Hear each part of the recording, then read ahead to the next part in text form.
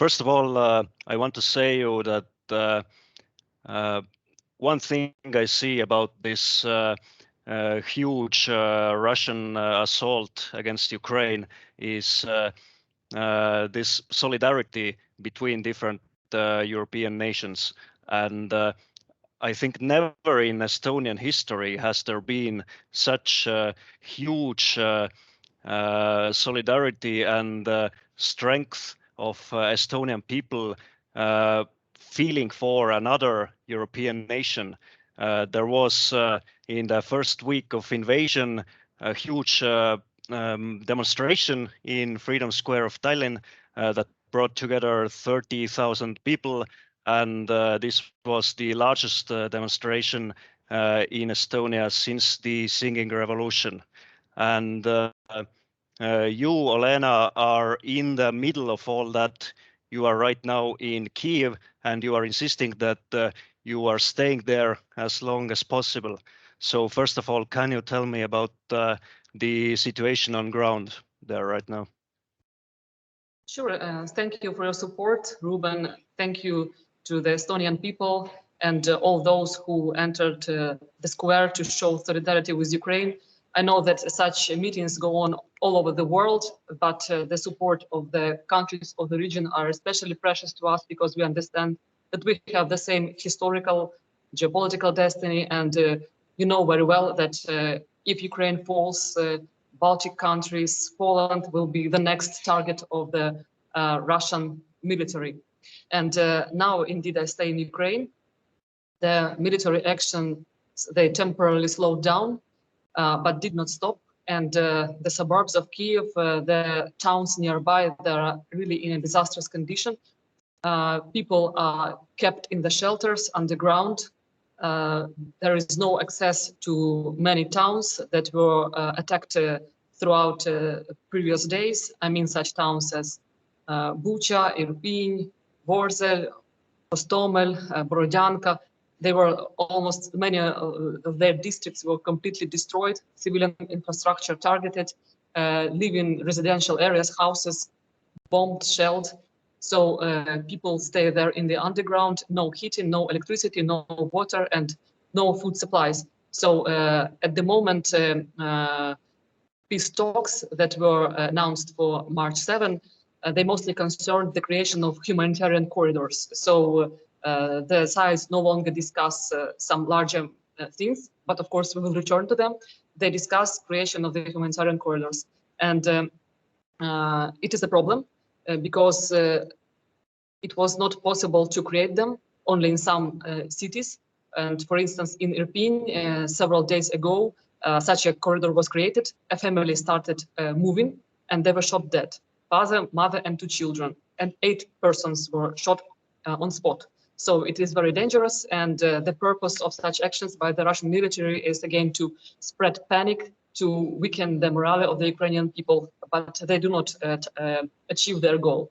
Kyiv as a city, it stands. So it is a huge city. Many Western media write that it has 2.8 million people. It's incorrect. It's at least 5 million people, with the suburbs 8 million people, I think. So they, of course, can invade it. They can break through, but they will never maintain it. It is impossible.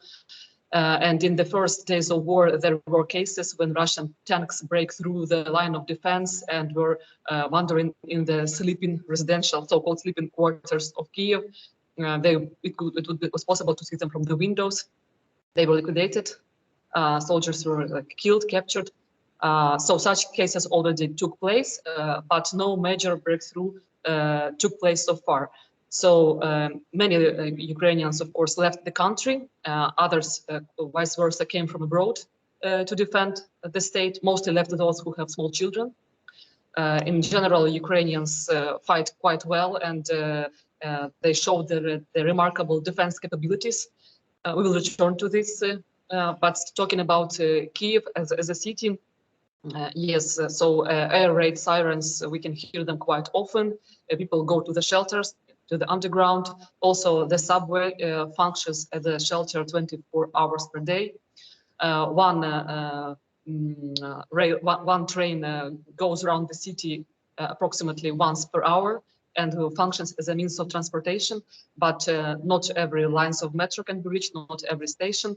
And overall, citizens are encouraged not to leave their houses without urgent necessity, because Ukrainian military, they search for Russian saboteur groups. They defend the city from possible breakthrough. And there are checkpoints on every corner of the city. So there is a curfew in the city as well, approximately from 7 or 8 a.m. till 7 or 8 p.m. After that, it's not allowed to go to the streets. And if you pass the checkpoint, you show the passport, you show and explain why you cross it without necessity. So volunteers and soldiers, they have a special marking. And in general, the checkpoints are protected by the territorial defense forces. So Ukrainians in general took up arms in every small residential area. They got rifles, they self-organized, and they assist the armed forces of Ukraine.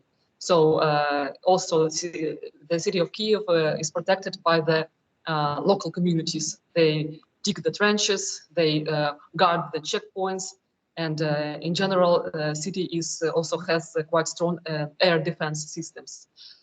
But still, in the previous days, some major objects, not only military but also civilian infrastructure, were hit.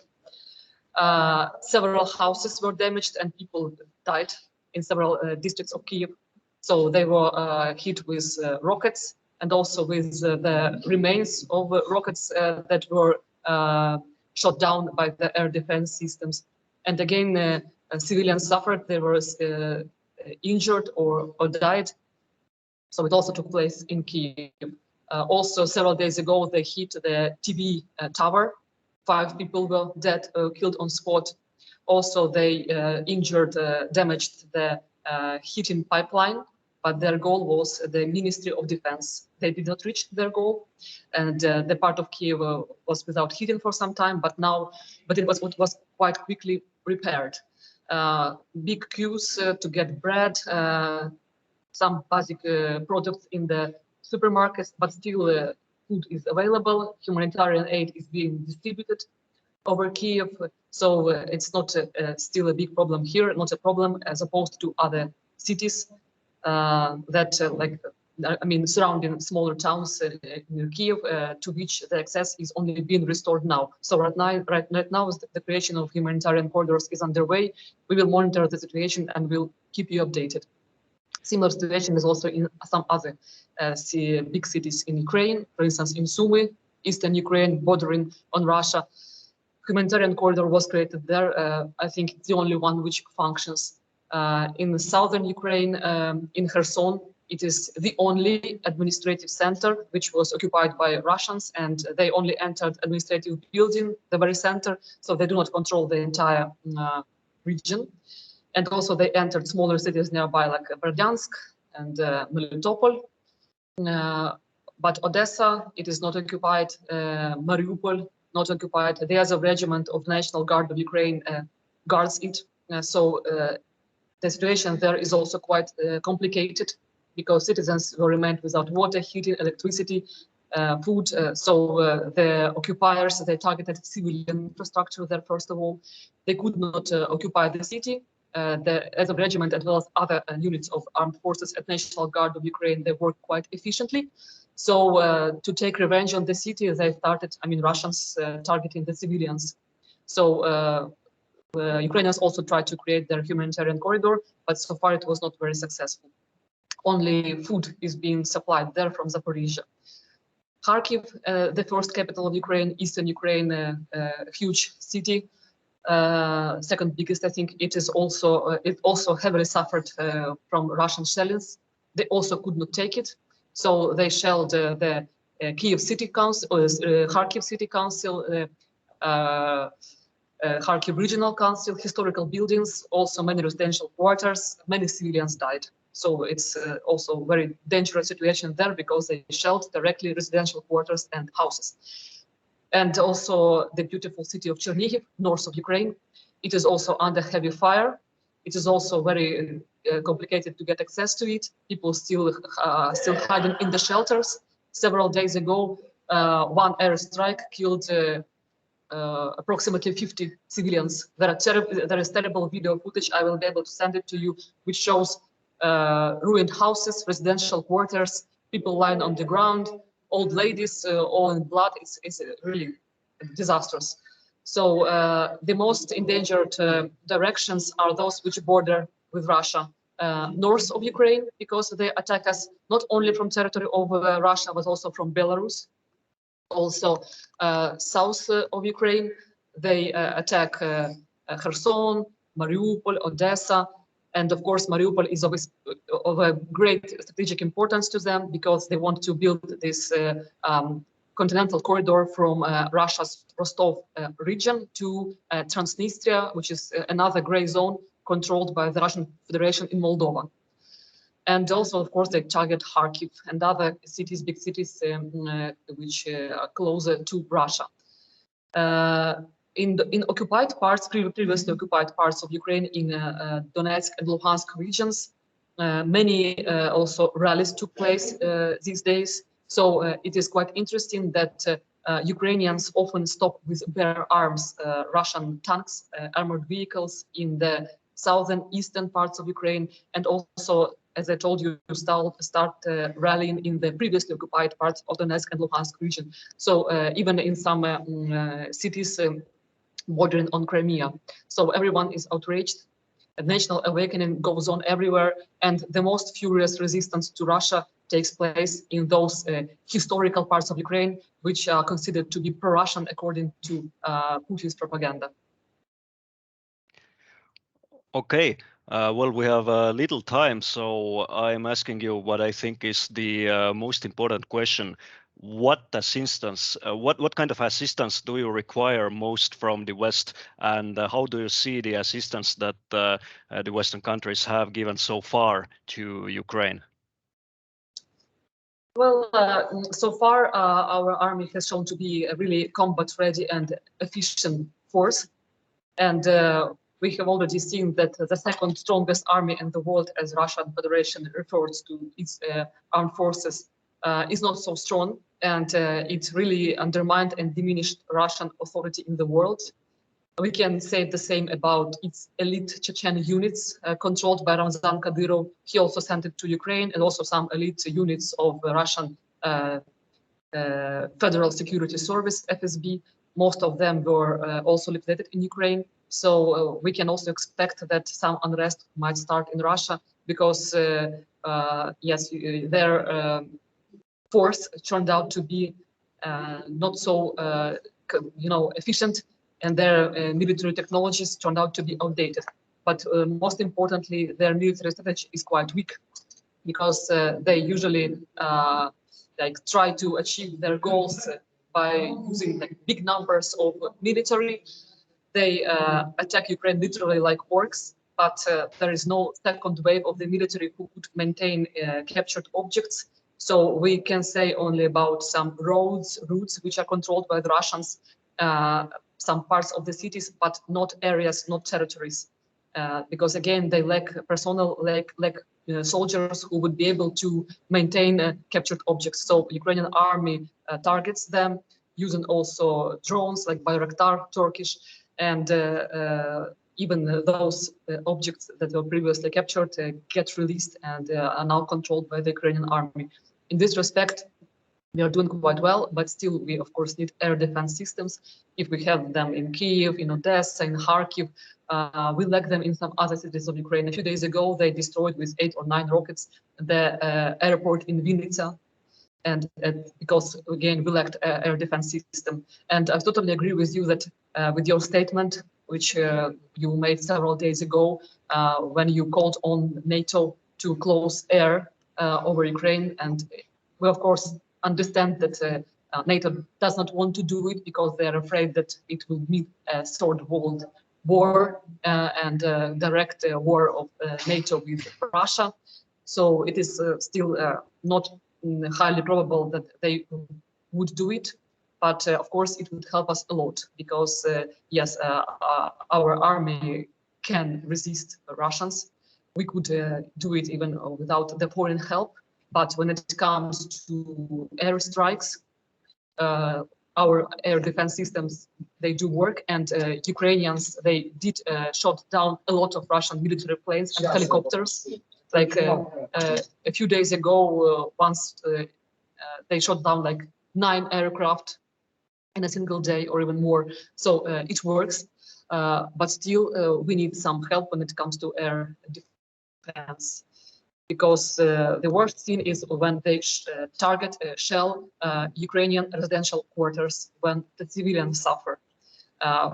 It is we witnessed this change of the strategy when Russians understood that they cannot conduct blitzkrieg in Ukraine, when they understood that they cannot achieve their so-called military operation in several hours, as they announced it, they switched to the strategy and tactics of terror on civilians. Again, to spread panic, to weaken the morale, to make the civilians the hostages of this conflict.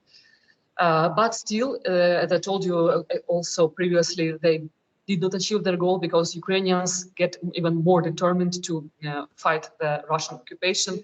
And if Putin wanted to achieve so-called demilitarization and denazification of Ukraine, the opposite process takes place. I mean, Ukrainian national self-awareness gets only stronger, and everyone takes up arms. Children, women, I know many leave country, but also many women remain here, help Russian or Ukrainian army and volunteers. So in this respect, our defense capabilities are only growing. So we would need support, which when it comes to the air defense. And of course, we need geopolitical consolidation and further economical sanctions. Russia already transforms into the huge giant North Korea, and it is quite possible, indeed, and such information was already discussed in the media, that Putin will blame one of his ministers, Shoigu, first of all, for failed military operation in Ukraine, because he needs to put blame on somebody to explain this stupidity. And so it is quite possible that also some internal unrest will start in Russia. Already we know many cases when Russians not only take to the streets to oppose Russian invasion, but they also target the security structures of Russia. I mean, their objects, they paint them in the colors of the Ukrainian flag.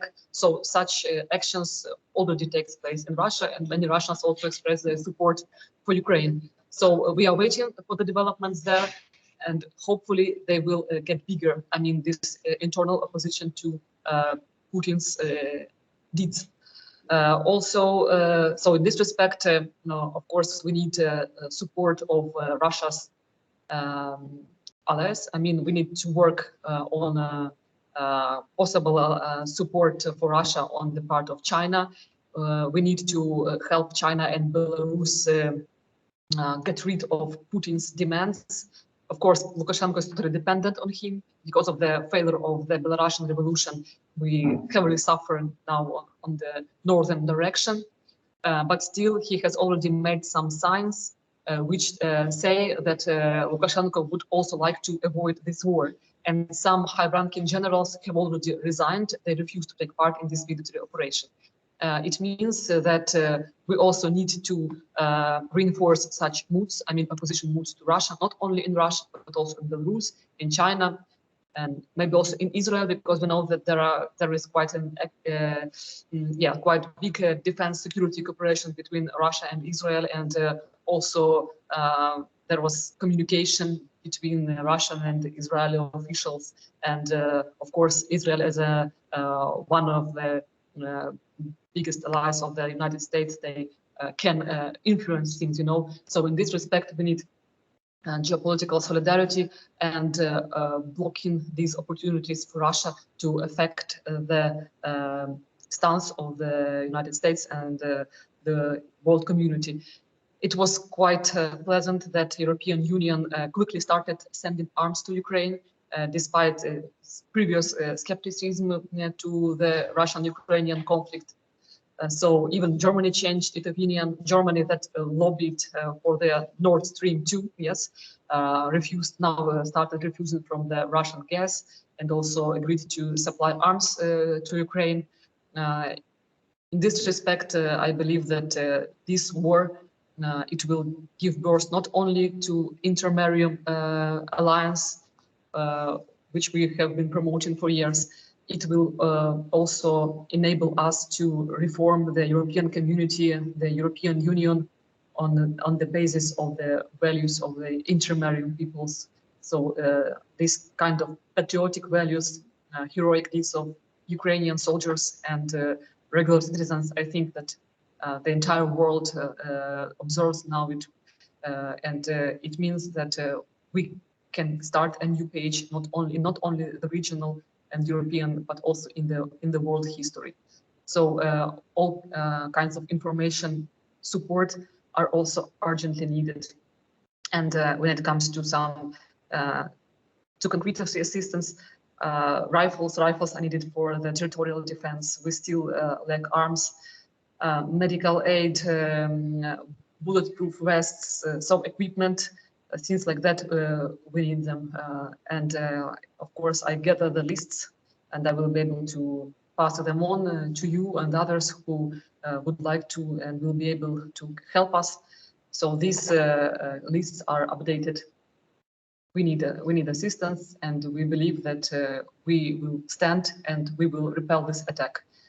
After which the history of the Russian Federation, as we have known it for 30 years at least, it will end. There will be also something else there, and it is quite probable that this military operation to demilitarize Ukraine will end in Russia's own demilitarization. Right. In regards to the no-fly zone, I can tell you that yesterday also Estonian Minister of Defense said that he supports it, and I know people from 4 out of 5 Estonian parliamentary parties who support it, and probably next week we will also have a vote on a resolution in the parliament calling for a no-fly zone. But of course, it's another thing to persuade the big Western countries to do that. But if you still have time, I have another question. What recommendations do you have for people who want to come to help Ukraine as volunteers? And do you only accept volunteers for frontline combat with military training, or are there also work to do for support services, etc.? Yes, of course, we also need volunteers, and the easiest way to come to Ukraine now is to cross the Polish-Ukrainian border. People often come to Krakow or Lublin, and then they cross the Polish-Ukrainian border, such passing points like Yagodin or Rava Ruska, and then they go to Lviv, Western Ukrainian city of Lviv, and from Lviv by train to Kyiv, because it's the safest way to get by train. So the volunteers are needed, those who can bring humanitarian aid, medical supplies, those who help to sort it, those who help, of course, to distribute it. So we need means of transportation as well. And those, of course, who also film and highlight the developments in Ukraine and also disastrous condition of the civilian population. So there is enough of work to do for volunteers. When it comes to the military assistance, I work also now as an MP assistant to Stoslav Jurash.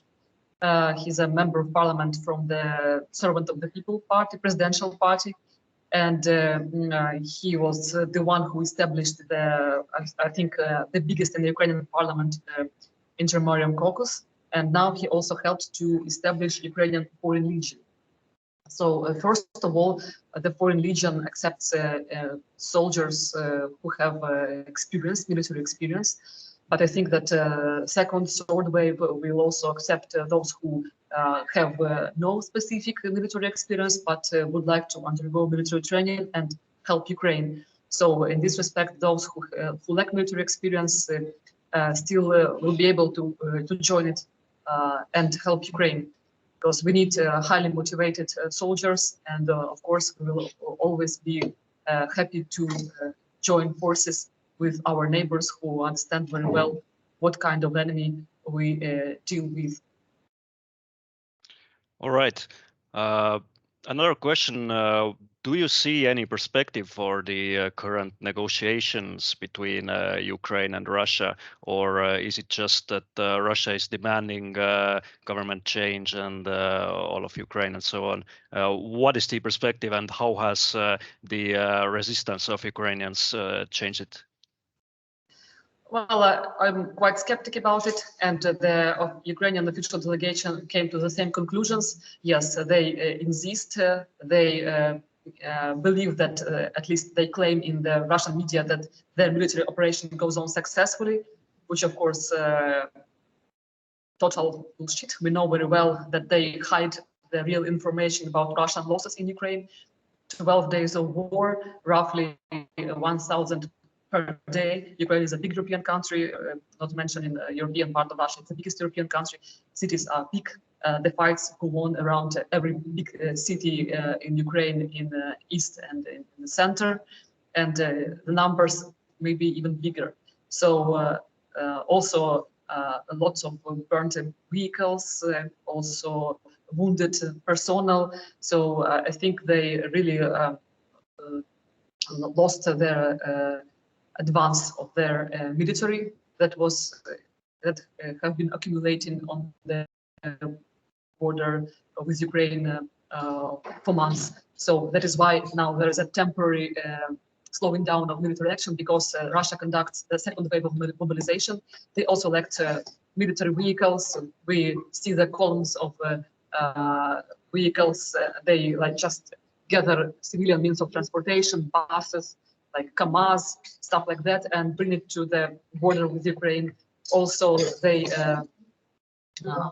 try to recruit Russian citizens who actually do not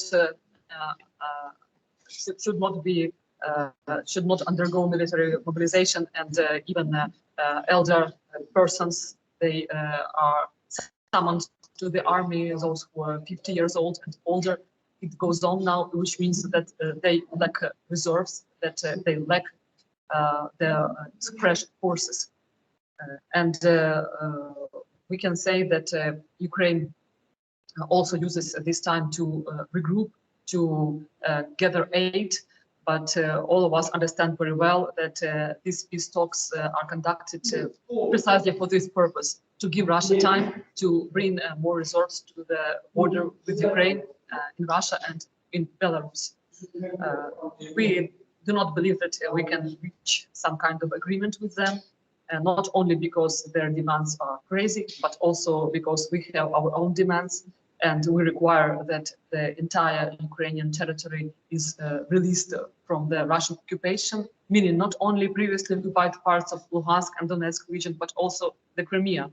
So, and it goes without saying that Russia would never agree to that. And this military operation, I believe that it again will be its downfall. This conflict is much more serious. It has much more serious outcomes for Russia than invasion of Georgia, than Chechen wars. I believe that they will not be able to overcome the outcomes of this disastrous and stupid military operation, so-called, which is actually a full-scale invasion.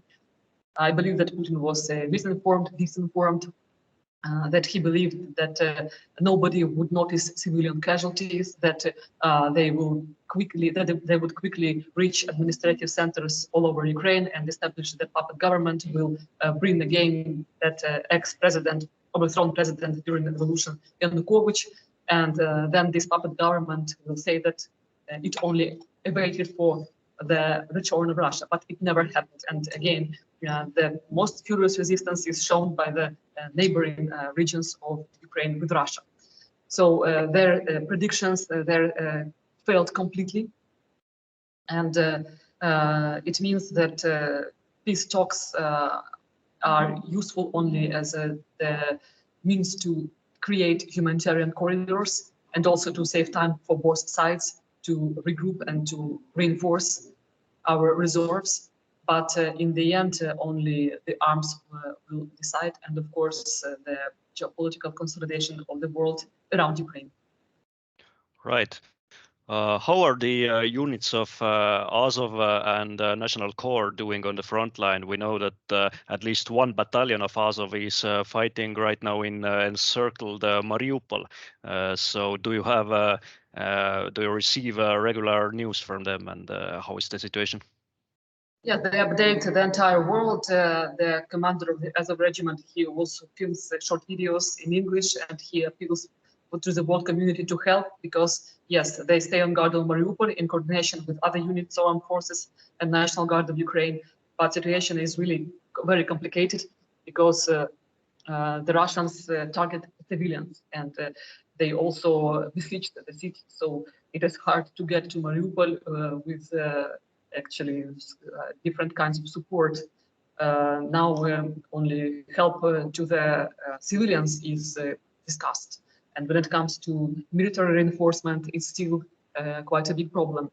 And National Corps, as a party that was created by the veterans of the Azov regiment, it's in coordination with the territorial defense headquarters, started organizing training for the civilians when Russia accumulated its troops on the border with Ukraine, and when the full-scale invasion began, it created its own territorial defense battalion. It was also called Azov, but it's not Azov Regiment of National Guard of Ukraine. It's Azov Battalion of Territorial Defense, which of course cooperates with the armed forces of Ukraine, but it's not so well regulated now. It's under construction, as you understand. And such territorial defense battalions, companies are also being created now in other parts of Ukraine, everywhere where National Corps has its branch, mostly in most cities. So they also contribute a lot to the defense of not only capital, but also other regional centers. But the Azov regiment has shown quite remarkable results already. They captured Russian soldiers, also liquidated lots of military vehicles, and they regularly post updates about their achievements on their official sources website, also Telegram channel. You may follow it, and hopefully reinforcement will come in time, because in fact they keep not only Mariupol but the entire south of Ukraine. Well, Odessa, it is also well protected. It is a key city, but as I told you before, we need to prevent Russia from creating this continental corridor from Russia to Transnistria, Moldova. And in this respect, Mariupol is very important, because if it falls, then they will be able to cut off Ukraine the southern cities that have an access to the Black Sea. So that is why it's crucial that the Azov regiment receives the reinforcement. And I know that the West also knows it. We can also ask for help on the various social networks, which previously blocked the pages of the Azov regiment due to efforts of the Russian propagandists.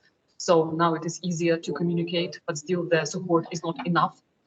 And definitely, when we talk about assistance, information assistance, we need to block Western journalists who are in fact pro-Russian lobbyists.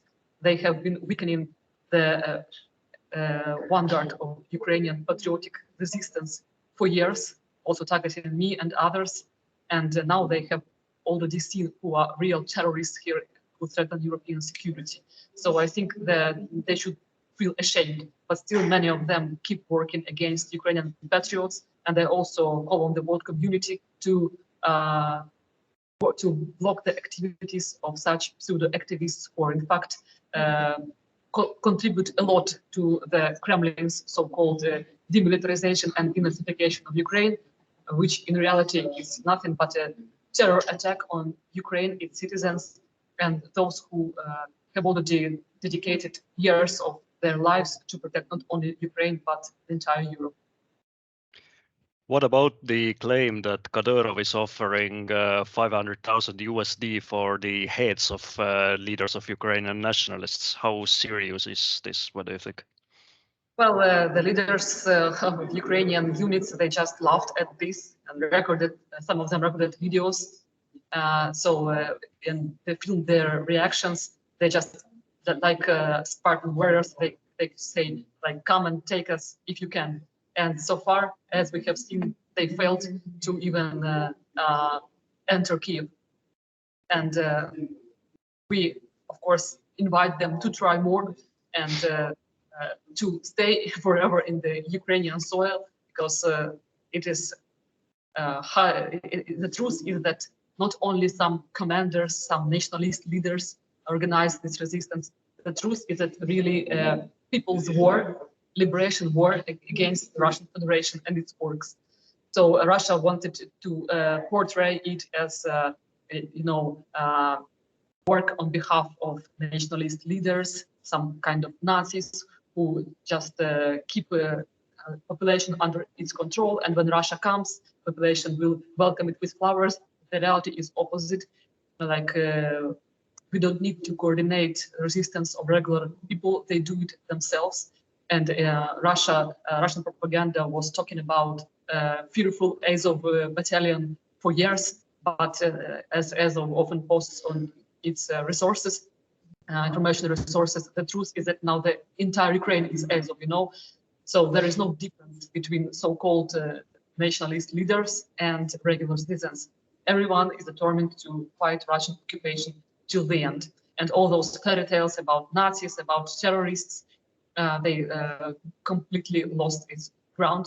And of course, we will return to those who spread this information on Ukraine after the hot phase of war ends. We will remember everything, and all who contributed to weakening of Ukrainians' defense lines, they will all answer for that. I have also a question about the role of President Zelensky, because through the media, he seems at least like a strong frontline leader, but before the invasion, he left a rather weak and indecisive impression. So has the war made him stronger, or is it more like a PR effect? Well, I do believe that he has shown himself quite well during the invasion. So yes, previously he was criticized for attempts to make peace plans with Russia, so-called, in the first 1 or 2 years of his presidential term. But then he made some steps which were not made by the previous president of Ukraine, Petro Poroshenko, who portrayed himself as a big patriot. So he blocked so-called Russian Fifth Column in Ukraine. He put under home arrest at least Viktor Medvedchuk, who's a relative of Putin and who was one of the masterminds of spreading Russian propaganda in Ukraine. So he started making these actions, and I think at that point Russia decided to hasten its military operation on Ukraine, which of course had been prepared many years before. Now everyone understands that annexation of Crimea was pre-planned, and that Ukraine, that peacefully separated from Soviet Union 30 years ago, when it became formally independent, pays now with blood for real independence from Soviet Union and from the Russian Federation. So things started changing, and we also didn't expect that the president will play his role in quite a decent manner, but he does, and he stays in Kyiv and is not going to leave, and hopefully he will do his best in the near future. Of course, we need experienced politicians, military, and he's like an ex-comedian, so still future leaders who will be able to solve Ukrainian geopolitical riddles are to come. But what we have now, we still can appreciate him for what is he doing for Ukraine. And of course, it's again the fairy tale that he is running to some foreign embassies out of Ukraine, and now he stays in the governmental quarter in Kyiv and coordinating the resistance of Ukrainian people. Good. I'm going to ask the last question. How much information do you have from the civilians who are living in the areas under Russian occupation? We know that a lot of them are doing peaceful protests, and there have been also calls for partisan war. So, what is the situation in the areas behind the front line? How much do you know about it?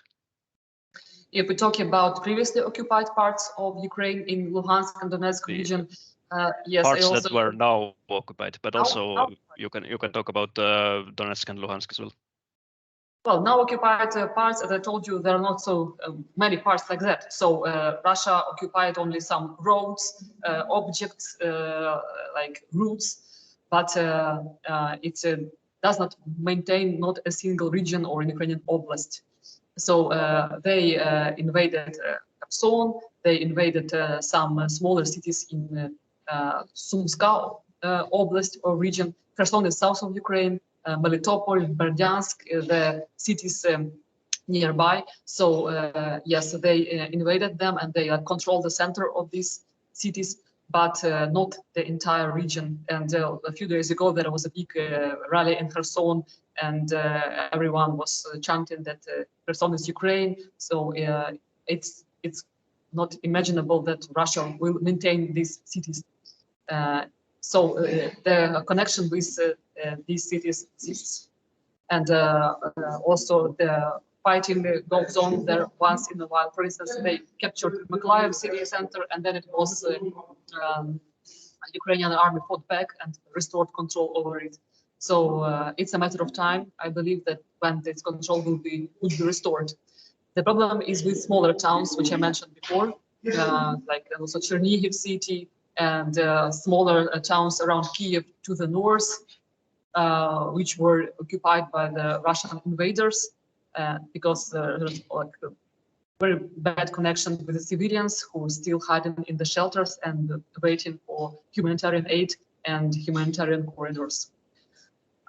So in this respect, the situation is quite dangerous. But when it comes to southern Ukraine, those previously invaded bigger cities, their situation is actually better, much better.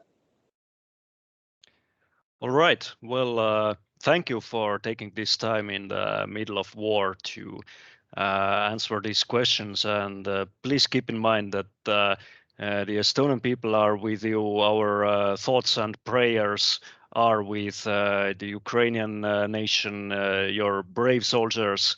We keep looking at you, reading the reports every day, every night, and we understand that it is not only about Ukraine, it is whole fate of Europe that is being decided there. So I wish you really all the best from all of Estonian people. Please resist and survive, and I hope you will be victorious and Kremlin will fall. And I hope we will talk soon again, and let's keep in touch. Thank you so much. Thank you, Ruben. My warm regards to all of you. We will survive, we will stand, and I do believe that we will be victorious, and our cherished dream of intermedium will emerge out of this war. We have already seen that it's impossible to pacify and appease Russia. We can only become a part of Russia as Belarus, or we can become its enemy. So we have no way back. We have made our choice, Ukraine and the entire region, and I think now all of Europe. So let's move forward, and yes, we will be victorious. Thank you very much. I will keep you updated and keep in touch. Bye. Thank you. Good luck.